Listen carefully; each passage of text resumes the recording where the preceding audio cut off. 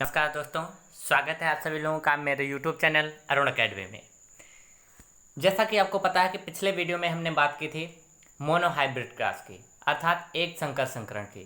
और अब हम इस वीडियो के अंतर्गत जो है देखेंगे डाई हाइब्रिड क्रॉस, अर्थात द्विसंकर संकरण क्या है। ठीक है, एक संकर संकरण क्या था कि उसमें कितने लक्षण थे? एक जोड़ी लक्षण थे।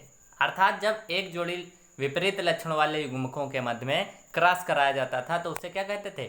एक संकर संकरण कहते थे। ठीक है, लेकिन यहाँ पर बात आती है द्विसंकर संकरण की, अर्थात डाई हाइब्रिड क्रॉस की। तो इसकी डेफिनेशन क्या हो जाएगी? तो जहाँ पर एक संकर संकरण था उसमें कितने लक्षण थे? एक जोड़ी थे। अब यहाँ पर द्विसंकर संकरण है तो यहाँ पर कितने लक्षण हो जाएंगे? दो जोड़ी हो जाएंगे। ठीक है, यहीं पर जो है अधिकांश स्टूडेंट जो है गलती कर जाते हैं एक संकर संकरण और द्विसंकर संकरण में।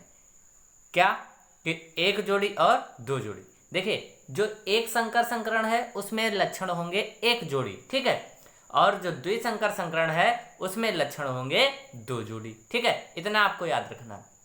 तो चलिए देखते हैं द्विसंकर संकरण क्या होता है। ठीक है, तो द्विसंकर संकरण क्या होता है कि जब दो जोड़ी, अभी मैंने बताया क्या लिखा जाएगा इसमें, जब दो जोड़ी विपरीत या तुलनात्मक लक्षणों वाले युग्मकों के मध्य में क्रॉस कराया जाता है तो उसे हम द्विसंकर संकरण कहते हैं। ठीक है, अर्थात इसमें जो है कितने लक्षण होंगे? तो दो जोड़ी होंगे। ठीक है, अब एग्जाम्पल के तौर पर हम समझाते हैं आपको कि किस प्रकार से द्विसंकर संकरण होता है।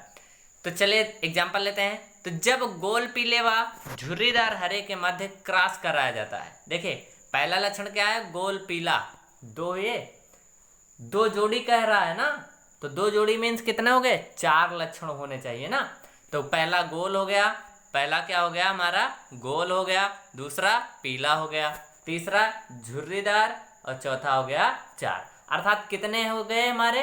तो लक्षण हो गए दो जोड़ी। ठीक है, जब गोल पीले व झुर्रीदार हरे के मध्य में क्रॉस कराया जाता है तो F1 पीढ़ी में सभी संतानें कैसी प्राप्त होती हैं?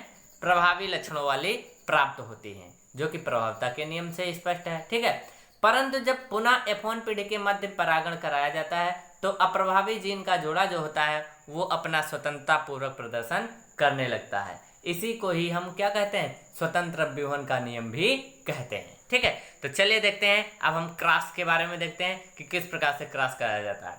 तो यहाँ पर हमने ले लिया गोल पीला। ठीक है, क्या लिया? गोल पीला। इसका जीन होता है capital R capital R capital Y capital Y.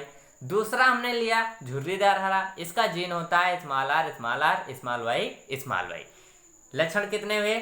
लक्षण हुए हमारे दो जोड़ी। देखिए पहला गोल, दूसरा पीला, झुर्रीदार हरा, कितने हुए करेक्टर? चार हुए।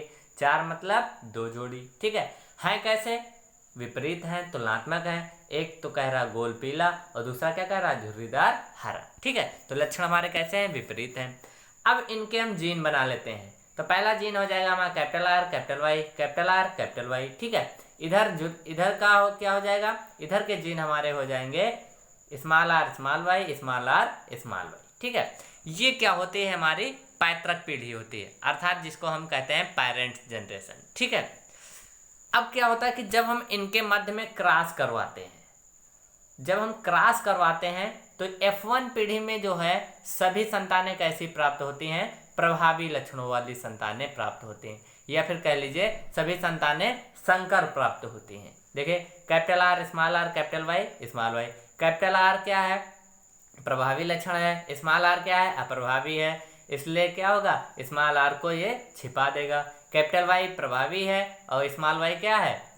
अप्रभावी है, इसलिए कैपिटल वाई क्या करेगा? अपना प्रदर्शन करेगा। ठीक है, इस प्रकार से सभी जो F1 पीढ़ी की संतानें होती हैं वो कैसी होती हैं? प्रभावी लक्षणों वाली, यानी संकर संतानें उत्पन्न होती हैं। ठीक है, अब क्या होता है जब हम जब हम F2 पीढ़ी में क्रॉस कराते हैं F1 पीढ़ी में, तब क्या होता है? चलिए देखते हैं। ये बहुत ही इंपॉर्टेंट है, क्वेश्चन कई बार बोर्ड परीक्षा में पूछा गया है, इसलिए ध्यान से देखेंगे। लोग यहाँ पर इतना तक हल कर ले जाते हैं, लेकिन इसके आगे जो मेन है वहीं पर गलती कर जाते हैं। तो चलिए देखते हैं। यहाँ पर कुछ लोग जो है गैमेट नहीं बना पाते हैं। ये जो गैमेट हमको बनाने हैं ये किस प्रकार से बनाने हैं? तो आसान सी ट्रिक है, आपको एक फार्मूला याद कर लेना है। 13 14 और दूसरा है 23 24। ठीक है, इतना आपको याद कर लेना है। ये अगर आपके दिमाग में रहेगा तो कैमिट हमारे तुरंत बन जाएंगे। ठीक है, अब हमारा F1 पीरियड में हमको क्या प्राप्त हुआ था, capital R, capital Y, small Y. इनको हम लिख लेंगे एक रफली कागज पर, फिर वहां पर हम इन पर नंबरिंग कर देंगे। ठीक है, 1 2 3 4। अब क्या भैया मैंने सूत्र कुछ बोला था कि 13 14 23 और 24, यही तो बोला था। 13 का मतलब पहले नंबर पर जो होगा और तीसरे जो नंबर पर होगा उसे हम यहाँ लिख देंगे। फिर दूसरा गैमेट पहले और चौथे नंबर पर जो होगा उसे यहाँ पर लिख देंगे। तीसरा गैमेट 2 3 23 है ना, तो दूसरे नंबर पर और तीसरे नंबर पर जो होगा उसे यहाँ पर हम लिख देंगे। ठीक है, और 24 है तो 24 में 2 4 जो होगा यहाँ पर लिख दिया जाएगा।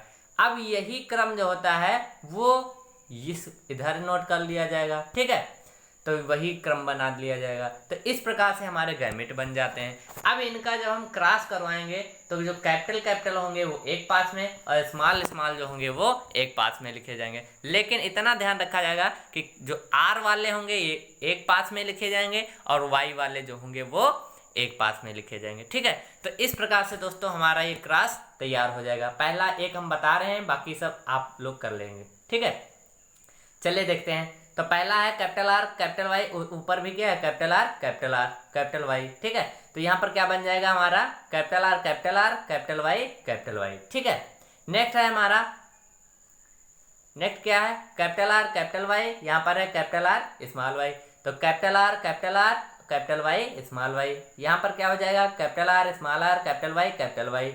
यहाँ पर क्या हो जाएगा कैपिटल आर स्मॉल वाई।